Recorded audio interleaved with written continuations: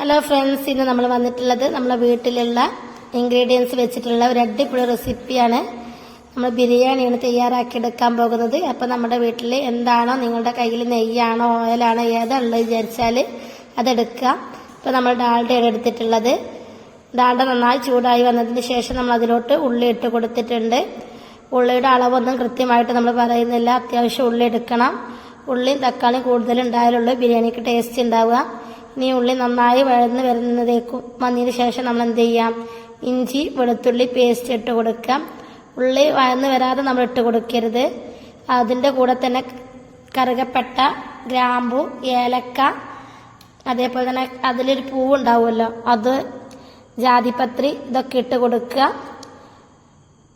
നല്ല ഉള്ളി വഴന്നതിന് ശേഷമുള്ളൂ നമുക്ക് ഇഞ്ചി വെളുത്തുള്ളി പേസ്റ്റ് ഇടാൻ പറ്റുക, അല്ലെങ്കിൽ ഉള്ളി അടി പിടിക്കാനുള്ള ചാൻസ് ഉണ്ട്. അതുപോലെ തന്നെ കറിവേപ്പിലയും മല്ലിച്ചപ്പ് ഇട്ട് കൊടുത്തിട്ടുണ്ട്. മല്ലിച്ചപ്പും പുതിന ഇട്ട് കൊടുത്തിട്ടുണ്ട്. അതിൻ്റെ കൂടെ തന്നെ തക്കാളിയും പച്ചമുളകും കൂടി ചേർത്ത് കൊടുത്തിട്ടുണ്ട്. പച്ചമുളക് ചേർക്കുമ്പോൾ പ്രത്യേക ഒരു കാര്യം ശ്രദ്ധിക്കണം, ഒരിക്കലും അരിഞ്ഞിട്ട് ചേർക്കരുത്. നമ്മൾ എങ്ങനെയാണ് ചേർത്ത് കൊടുക്കുന്നത്. അതേപോലെ തന്നെ ചിക്കൻ മസാല, മഞ്ഞൾപ്പൊടി, മല്ലിപ്പൊടി, മുളക് പൊടി ഇവ ഇട്ട് കൊടുക്കുക. ഒന്നുകൂടി പറഞ്ഞു തരാം.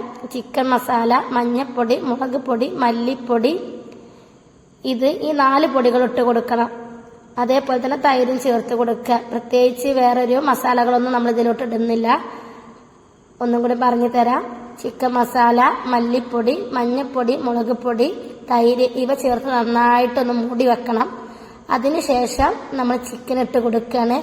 ചിക്കൻ ഇട്ടതിന് ശേഷം നമ്മൾ നല്ലൊന്ന് തിള വരുന്നത് വരെ, ഈ ചിക്കന് വേവുന്നത് വരെ നമ്മൾ എന്ത് ചെയ്യണം, അടച്ചു വെക്കണം.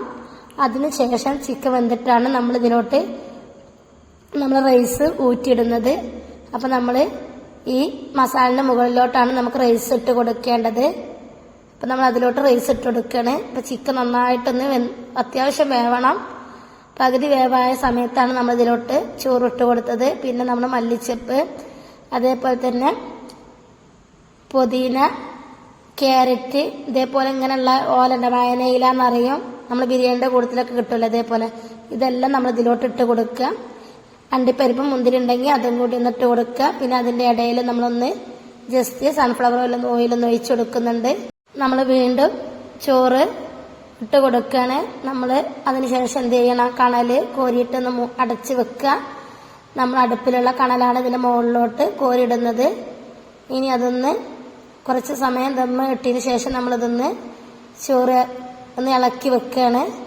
ഇളക്കിയിട്ട് നമുക്ക് ആവശ്യത്തിന് വേണ്ടിയിട്ട് ഇനി വിളമ്പിയെടുക്കുക. അപ്പോൾ നമ്മുടെ ബിരിയാണി റെഡി ആയിട്ടുണ്ട്. Thank you for watching.